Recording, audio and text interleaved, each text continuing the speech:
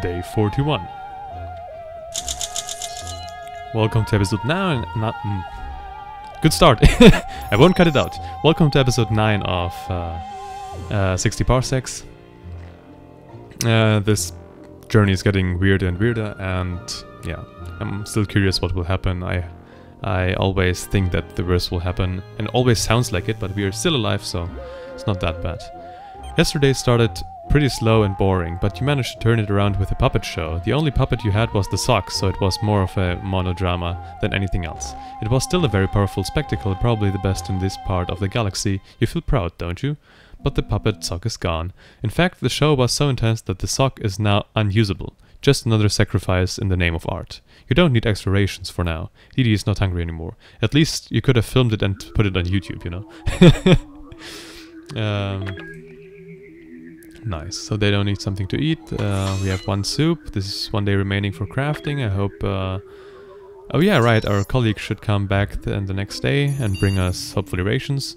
Sir, are those tremors? Something's burrowing up from underneath us.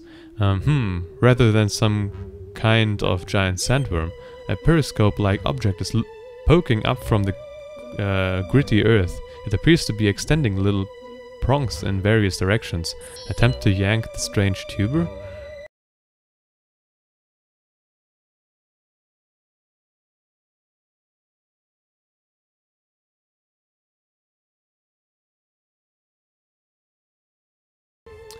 Okay, I don't know if this really is a good idea. I would not really bother other creatures on this planet, so I would say no. This somehow sounds unhealthy to me. But we'll see what happens. Day 42. Yeah, he's back. There was no way you'd be strong enough to pull out the periscope-like thing that emerged near the shuttle, so you simply let it poke around. You realized the periscope had an extended little siphoning tube and had thunked into the shuttle's fuel tank. It was chugging our precious power, pumping it away into the ground. You kicked at it and the thing immediately dislodged and disappearing into the dirt. Minus 10 energy, so I think we don't have anything anymore, but okay.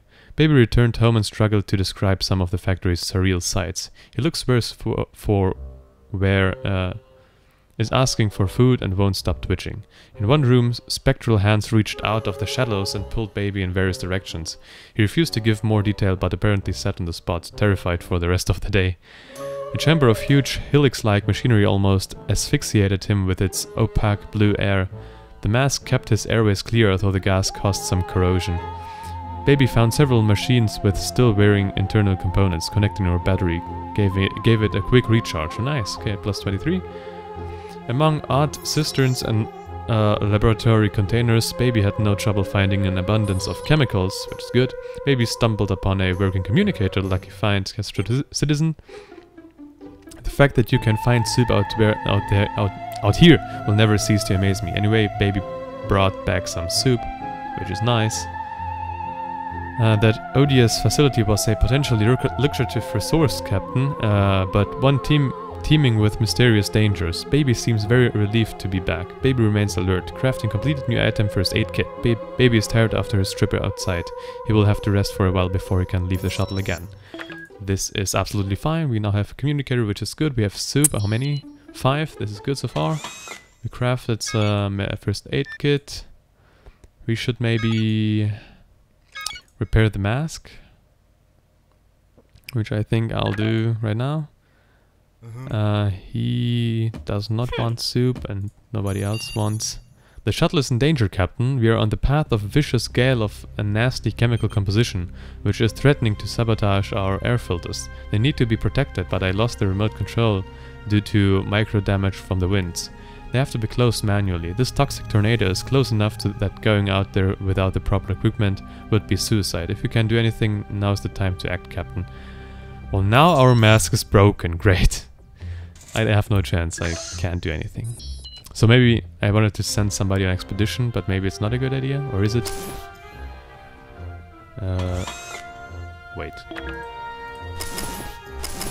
Oh, I can't. Oh, I can! Wait, wait. Now it's possible? Okay. Now let's go... What is this? A fortress. Large bunker. I actually don't know what's better. Maybe go to the city again because everyone can... But actually... Is there new things to... Maybe go there. The monument sounds interesting. She will go. Take with you vest, that one, and the gun. Okay. Fine. Let's see what happens.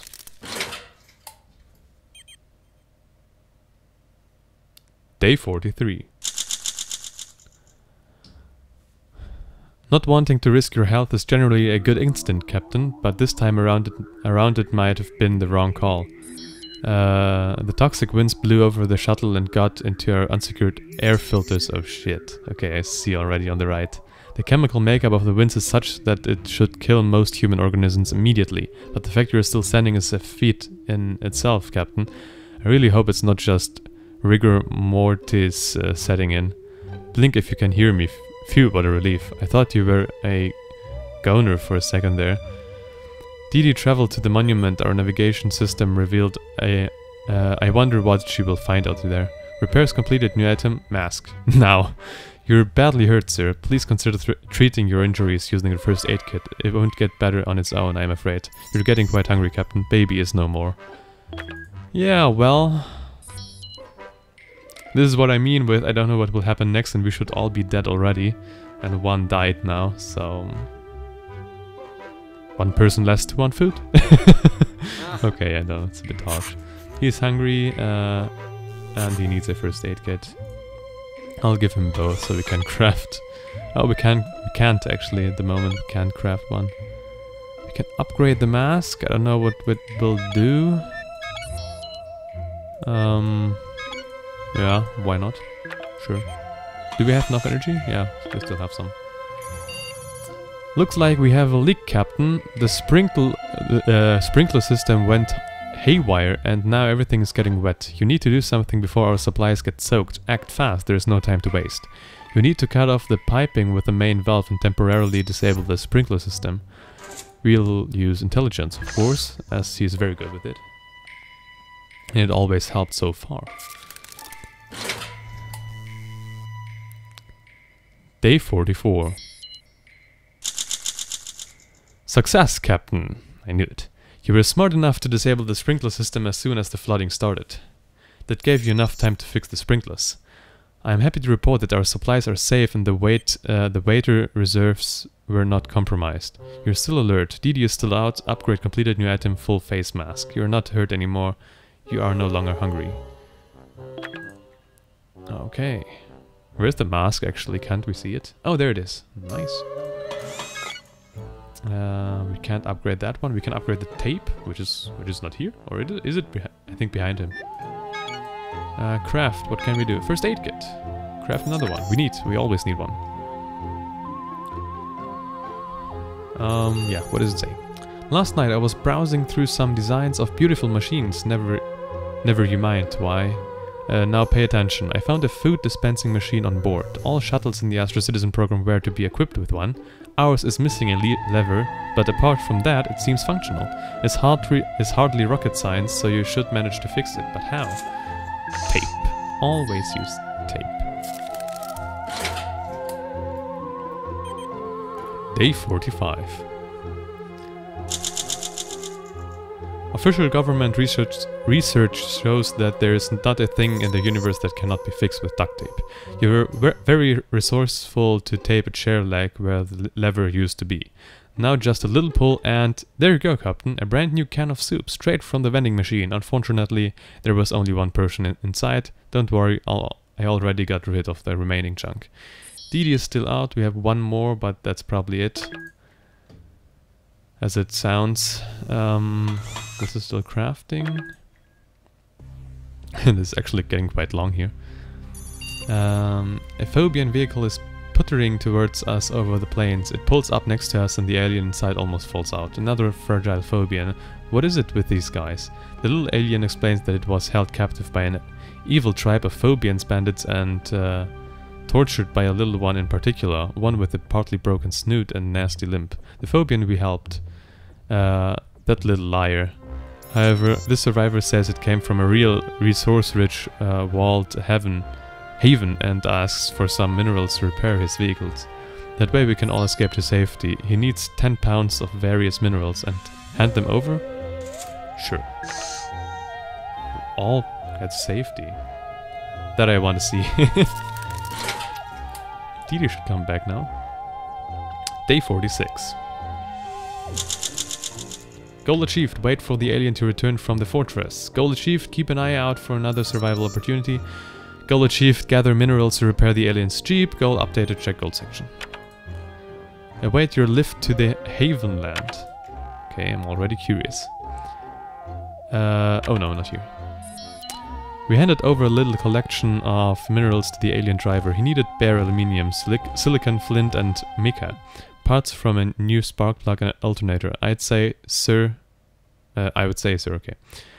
The survivor needs to get back to his workshop where he'll make the repairs. Then he'll come pick us up to take us to the haven. Apparently, yeah. Let's hope this Phobian is more trustworthy than the last one. Didi returned from this solemn monument. She's wounded, hungry and terrified. She wiped her brow and told her story.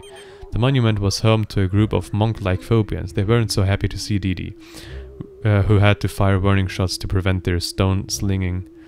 The devotee still struck it with a pebble. Afterwards, Didi kept seeing a shadow flying overhead. She refused to describe what happened next, but seems deeply shaken. Didi found an Phobian on a bicycle dynamo. She sneakily swapped their charging cable to her battery for a couple of minutes. A pile of minerals lay near an unfinished headstone. She felt bad ransacking the site, but still did it. No worries, we need all of it. Didi gave a little Phobian a fright. They leapt a few feet in the air and flung their shovel at her head before making off. Didi didn't sniff at the tool, though. Yoink. We now have a shovel. While returning home, Didi saw a path littered with wheelbarrows. It led to a huge quarry. Who scattered all these cans so far away from Earth? Weird. Anyway, Didi picked up some soup on the way. Despite feeling a bit bad about desecrating various parts of the probably sacred site, Didi is proud she made it back home. You remain very mentally stable. Didi remains alert. Didi is still your friend. Didi is complaining about an empty stomach. Didi is really tired. Okay. So, at least her health is okay. He'll get soup. Do you want soup? No, you don't. What happens next? Sir, a powerful earthquake. Not again. The dark sand-like earth underfoot is bouncing and springing, throwing rocks into the air. Wait, that doesn't look like a rock. It's a torpedo. An undetonated nuke. The pre-war relic has been thrown into the air and landed on top of the shuttle. Oh shit. It could detonate any second. Will you use your intellect to think of a solution or get up there and decharge it with a power cable?